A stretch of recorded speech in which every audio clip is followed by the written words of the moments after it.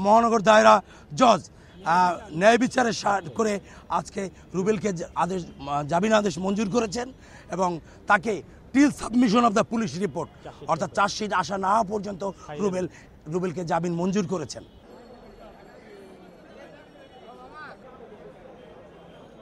আমরা ন্যায় বিচার থেকে প্রাথমিক পর্যায়ে বঞ্চিত হয়েছি। বাদী শঙ্কিত এবং চিন্তিত সেই মামলায় আদৌ বিচার পাবে কিনা, কারণ মামলার তদন্ত শেষ হওয়ার আগেই এই আসামি জামিনে মুক্ত হয়ে যাচ্ছে।